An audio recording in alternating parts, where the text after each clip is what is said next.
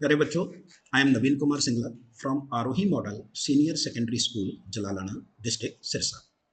बच्चों, आज हम लेकर आए हैं क्लास 10th साइंस का चैप्टर अनुवांशिकता भाग 2। तो बच्चों, आज जो हम पढ़ने जा रहे हैं उसमें हमारे मेन लर्निंग ऑब्जेक्टिव यानी सीखने के उद्देश्य क्या रहेंगे। तो फर्स्ट हम जानेंगे अनुवांशिकी के जनक के बारे में, यानी फादर ऑफ जेनेटिक्स कौन थे। विपर्यासी या विकल्पी लक्षण क्या होते हैं, जिन्हें हम कॉन्ट्रास्टिंग ट्रेट्स बोलते हैं, इसके बारे में भी हम जानेंगे। मोनोहाइब्रिड क्रॉस क्या होता है, कैसे इस क्रॉस को परफॉर्म किया जाता है, वो सीखेंगे। और लास्ट में हम पढ़ेंगे मेंडल का पृथक्करण का नियम, जिसे हम लॉ ऑफ सेग्रीगेशन भी कहते हैं। तो बच्चों, पिछले चैप्टर में या पिछली वीडियो में हमने कुछ टर्म्स जैसे अनुवंशिकता क्या है, प्रभावी और अप्रभावी एलील किसे बोलते हैं, जीन क्या है, एलील क्या है, समयुग्मीय और विषम युग्मीय क्या होते हैं, इनके बारे में पढ़ा। इसके अलावा कुछ टर्म्स और हैं, दो टर्म्स हम और डिस्कस करने जा रहे हैं, जिसे हम एक को बोलते हैं जीनोटाइप और दूसरे को बोलते हैं फिनोटाइप। तो बच्चों, जीनोटाइप क्या होता है? जीनोटाइप किसी भी जीव का जीनोटाइप वो जीनों का समूह है जो वो अपने माता पिता से प्राप्त करता है, यानी माता पिता से प्राप्त किए गए जीन के समूह को जीनोटाइप कहा जाता है। आप देख रहे हैं यहाँ मैंने तीन पिक्चर्स दिखाई हैं। पिक्चर 1 की अगर हम बात करें तो यहाँ पिक्चर 1 और पिक्चर 2 में मैंने दो लंबे पौधे दिखाए हैं, जबकि पिक्चर 3 में मैंने यहाँ पर एक बोना पौधा जो है वो दिखाया है। तो पिक्चर 1 में अगर हम देखें तो नीचे मैंने लिखा है कैपिटल टी, यानी इससे ये पता चल रहा है कि इस पौधे में जो दो जीन्स हैं, एक लक्षण यानी हाइट के लिए, लंबाई के लिए जो दो जीन हैं वो कौन कौन से हैं? एक कैपिटल टी और दूसरा भी कैपिटल टी। एक उसको फादर से और एक मदर से, यानी एक मेल पेरेंट से और एक फीमेल पेरेंट से उसने ऑब्टेन किया है। तो ये जो दो जीन्स हैं, इन दोनों जीन्स को हम कहेंगे जीनोटाइप। यानी अगर हमारे से पूछा जाता है कि इस पौधे का जीनोटाइप क्या है, तो हम लिखेंगे कैपिटल टी, कैपिटल टी। इसी तरह से दूसरे पौधे में हमने यहाँ अगर देखें तो इसमें कौन से जीन्स हैं? कैपिटल टी और स्मॉल टी, यानी एक कैपिटल टी जीन है और दूसरा जो है वो स्मॉल टी जीन है, तो इसका जीनोटाइप होगा कैपिटल टी, स्मॉल टी। जबकि तीसरे पौधे में जो दोनों जीन्स हैं वो कौन से हैं? Small T, small T. तो इसका मतलब इसने अपने माता पिता से स्मॉल टी जीन्स प्राप्त किए हैं। तो इन तीनों का जीनोटाइप क्या होगा? पहले वाले का जीनोटाइप है कैपिटल टी, दूसरे का जीनोटाइप क्या है? कैपिटल टी, स्मॉल टी, और तीसरे का जीनोटाइप क्या है? Small T, small T.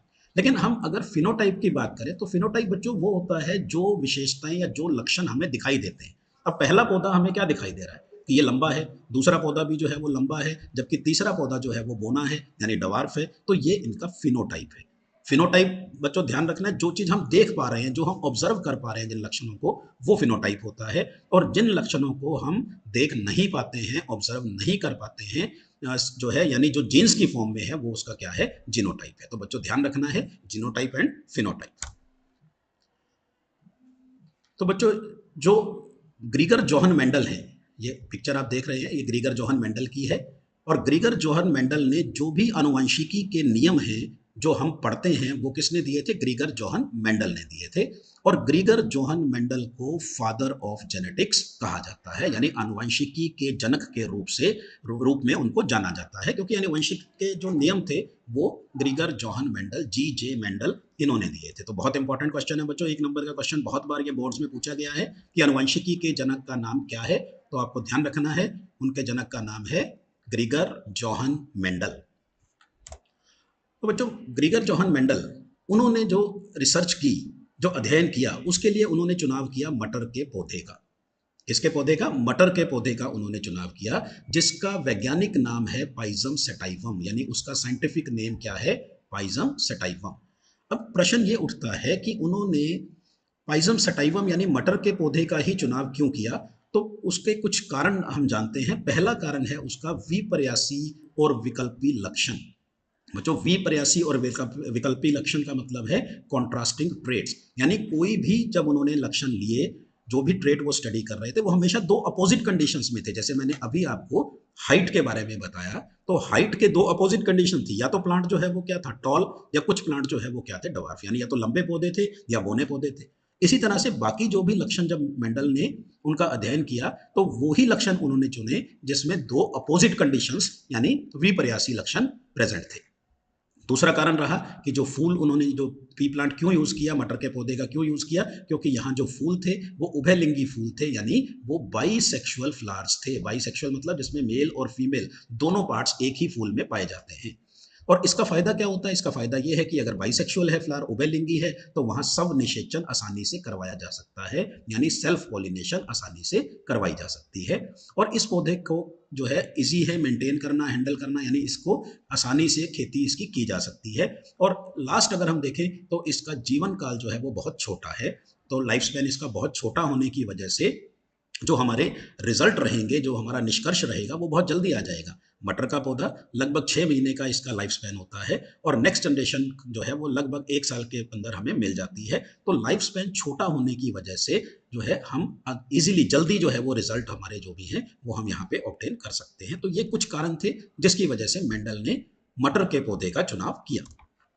तो कौन कौन से देखो उन्होंने करेक्टर्स लिए थे, 7 लक्षण उन्होंने लिए। पहला है फूल का रंग। फूल का रंग या तो बैंगनी था या सफ़ेद था। सीड शेप उन्होंने स्टडी की। सीड शेप में उन्होंने देखा कुछ में सीड राउंडेड थे और कुछ में सीड जो है वो रिंकल्ड थे। सीड कलर उन्होंने लिया। सीड का कलर आप देख रहे हो, कुछ में येलो था और कुछ में हरा था। पोड कलर यानी फली का रंग कुछ में क्या था, हरा, और कुछ में पीला था। पॉड की शेप जो है, कुछ में जो पॉड है यानी फली है वो फूली हुई थी और कुछ में संकीर्णित थी यानी कि कॉन्स्ट्रिक्टेड थी। फली जो है या तो फूली हुई थी या फिर कॉन्स्ट्रिक्टेड थी। इसी तरह से उन्होंने जो 6th करेक्टर लिया वो लिया हाइट का। और हाइट की अगर हम बात करें तो मैं अभी आपको बता चुका हूँ कि या तो प्लांट्स की हाइट जो है वो क्या थी, टॉल यानी लंबे पौधे थे, और या फिर जो है वो पौधे क्या थे, बोने पौधे थे यानी शॉर्ट प्लांट्स थे, ड्वार्फ प्लांट्स कहेंगे। और फ्लावर की पोजीशन देखें तो फूल या तो एक्सियल अक्षीय थे या अंतस्थ यानी टर्मिनल थे। तो इस तरह से उन्होंने टोटल 7 लक्षणों को चुना। तो बच्चों हम डिस्कस करेंगे कि मोनोहाइब्रिड क्रॉस क्या होता है। तो मेंडल से पहले भी बहुत से साइंटिस्ट हुए जिन्होंने आनुवंशिकी को पढ़ने का, अध्ययन करने की कोशिश की, लेकिन वो उन प्रिंसिपल्स को, उन लॉज को जो है वो डेवलप नहीं कर पाए।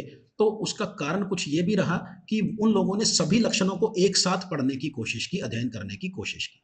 लेकिन मेंडल ने क्या किया, मेंडल ने एक टाइम में एक करेक्टर को ही, पहले एक ही लक्षण को स्टडी किया। फॉर एग्जाम्पल अगर मेंडल जो है वो हाइट की बात कर रहे हैं, हम पहले एक ही करेक्टर लेके चलेंगे, हाइट। मेंडल ने हाइट की बात की तो हाइट में उसने देखा कि पौधे 2 तरह के पौधे थे उसमें। पौधे 2 तरह के कौन कौन से थे, या तो टॉल प्लांट्स थे और या फिर उसमें कौन से थे, डवार्फ प्लांट्स। या तो क्या थे, टॉल और डवार्फ। उसने बाकी लक्षणों को नहीं छेड़ा, सिर्फ उसने किस चीज का अध्ययन किया कि क्या जो वो पौधे ले रहा है उसकी हाइट कितनी है और जो उससे नेक्स्ट प्रोजेनी आ रही है तो उसकी हाइट कितनी है। सिर्फ लंबाई को ही उसने ध्यान में रखा। और इस तरह के क्रॉस जिसमें हम एक टाइम में एक ही लक्षण को स्टडी करते हैं या एक ही लक्षण का अध्ययन करते हैं, तो उस तरह के क्रॉस को मोनोहाइब्रिड क्रॉस कहते हैं। तो मोनोहाइब्रिड क्रॉस बच्चों किसको कहेंगे, ऐसा क्रॉस जिसमें एक टाइम में एक ही लक्षण को अध्ययन किया जाता है, स्टडी किया जाता है। इस तरह के क्रॉस को मोनोहाइब्रिड क्रॉस कहा जाता है। और एक बात और बच्चों, जब भी उसने कोई क्रॉस स्टार्ट किया तो उस स्टार्ट करने में उसने जो भी प्लांट्स सबसे पहले पेरेंट्स जो यूज किए वो होमोजाइगस प्लांट्स यूज किए। कौन से प्लांट्स यूज किए बच्चों उन्होंने, होमोजाइगस। होमोजाइगस को प्योर भी बोल देते हैं। होमोजाइगस आपको बताया था कौन से होते हैं, समयुग्मीय। होमोजाइगस और समयुग्मीय प्लांट्स को उन्होंने यूज किया। तो ये चीज आपको ध्यान रखनी है। तो आइए हम देखते हैं कि कैसे जो है वो प्लांट्स को यूज करके उसने किस तरह से मोनोहाइब्रिड क्रॉस को परफॉर्म किया था। तो सबसे पहले उन्होंने लिए माता पिता। माता पिता का चयन उन्होंने, मैंने अभी आपको बताया कि माता पिता का जो चयन किया गया वो हमेशा प्योर होमोजाइगस प्लांट, समयुग्मीय ही लिए गए। तो उसने क्या किया, एक प्लांट चाहे मेल है फीमेल है, एक को उसने प्योर टॉल ले लिया यानी लंबा पौधा लिया, और दूसरा उसने जो है वो प्योर डवार्फ यानी कि बोना पौधा लिया। एक लंबा पौधा और एक बोना पौधा। अब लंबा पौधा जो है, क्योंकि मैंने बताया वो समयुग्मीय है, तो उसमें 2 जीन्स, बच्चों आपको ये ध्यान रखना है, मैं बार बार आपको पहले भी ये बता चुका हूं कि जब भी हम जीनोटाइप लिखेंगे, उसके जीन्स लिखेंगे, तो हमेशा 2 जीन से हमने एक लक्षण को रिप्रेजेंट करना है। कितने से, 2 जीन से। एक नहीं लिखना, सिर्फ कैपिटल टी नहीं लिखना, यहाँ पे कैपिटल टी, क्योंकि एक फादर से एक मदर से इसमें जीन आया होगा। तो हमेशा जीन्स को हमने पेयर में रिप्रेजेंट करना है। इसी तरह से जो बोना पौधा है उसके 2 जीन्स कौन कौन से होंगे, स्मॉल टी और स्मॉल टी। तो इन दोनों के बीच, और ये हम क्रॉस का निशान लगाते हैं, ये जो जनरेशन है हमारी, ये पेरेंटल जनरेशन है, माता पिता की जनरेशन है। तो सबसे पहले क्या होगा बच्चों, माता पिता में क्या बनेंगे, गैमीट्स बनेंगे, यानी युग्मक जो है वो बनेंगे।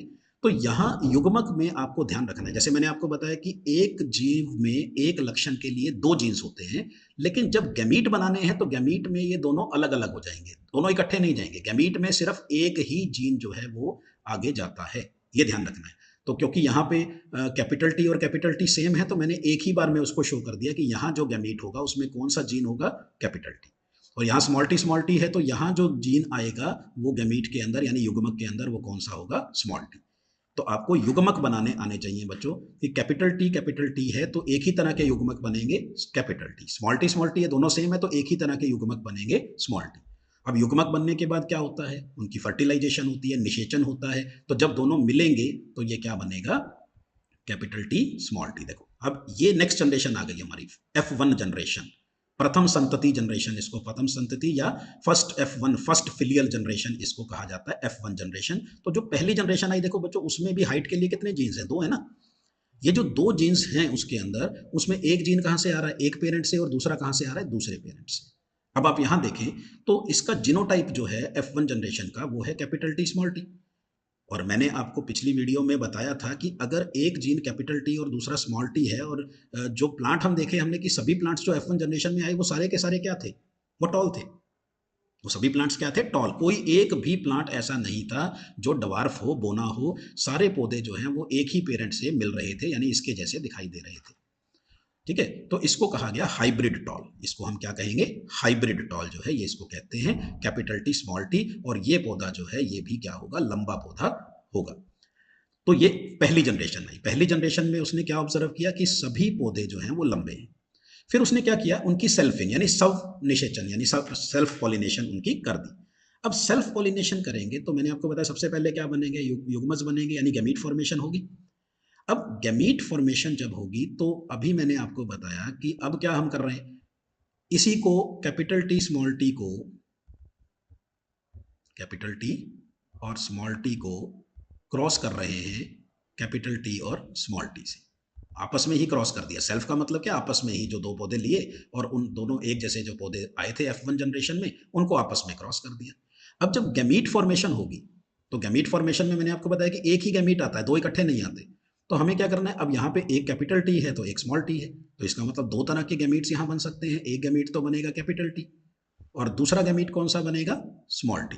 एक गैमीट बनेगा कैपिटल टी और दूसरा गैमीट जो है वो बनेगा स्मॉल टी।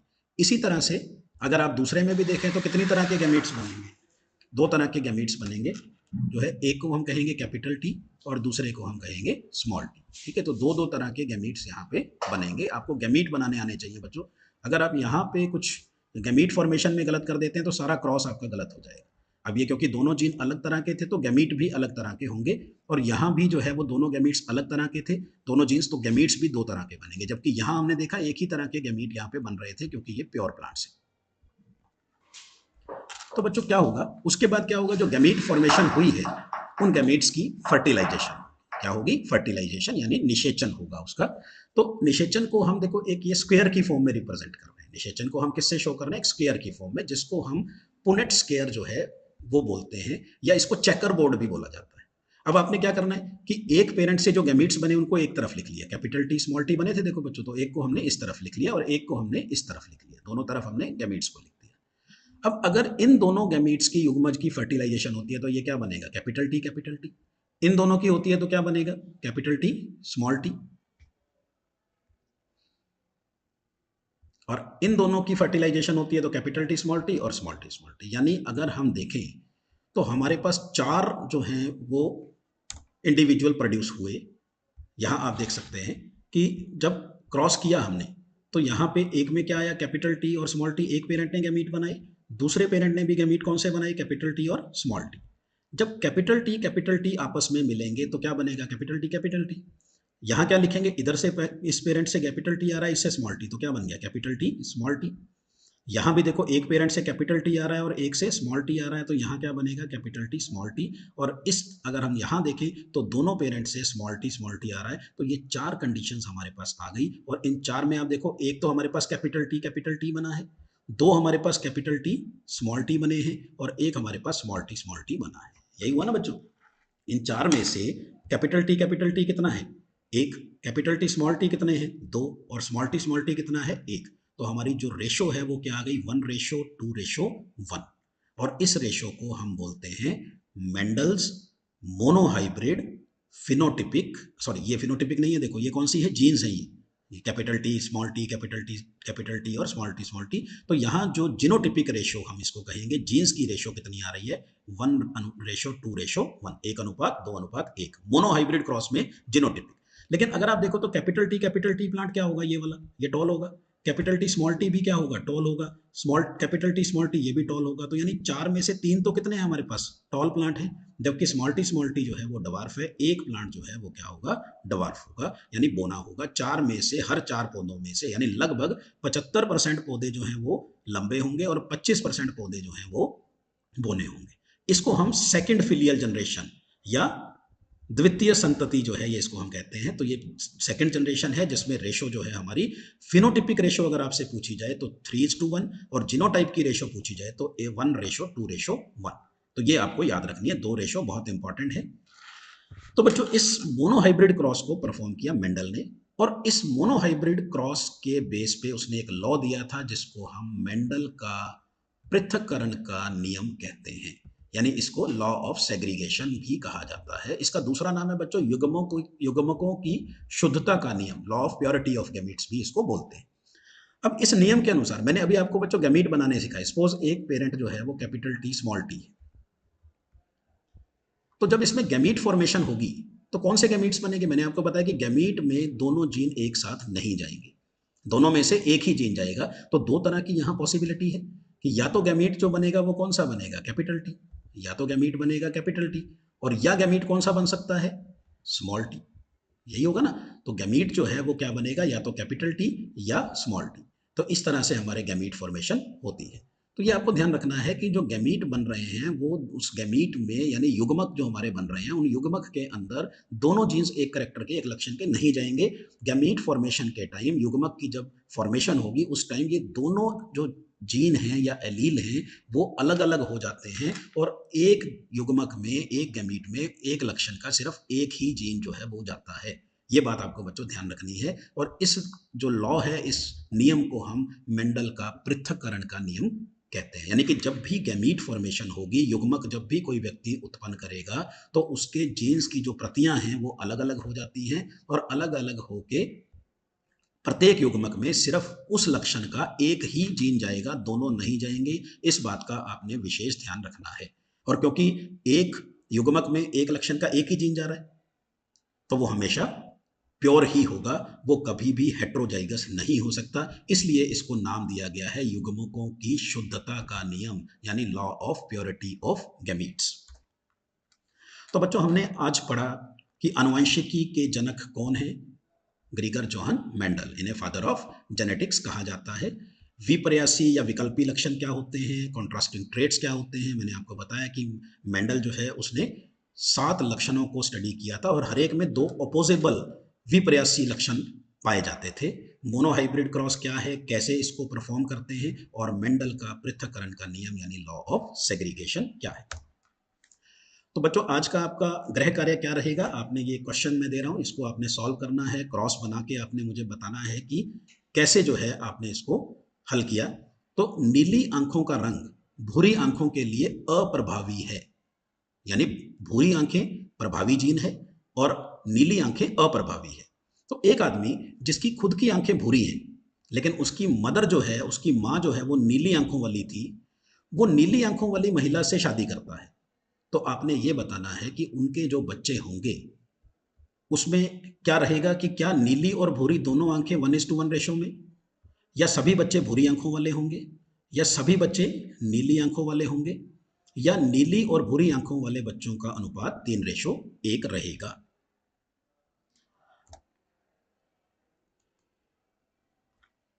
तो बच्चों हमने ये वीडियो देखा, आपने इसको अच्छे से समझा होगा, और अब इस वीडियो के आधार पे हम कुछ प्रश्नों का उत्तर देते हैं। प्रश्न 1,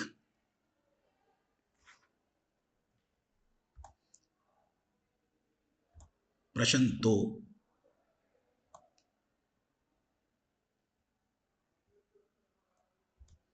प्रश्न 3। धन्यवाद।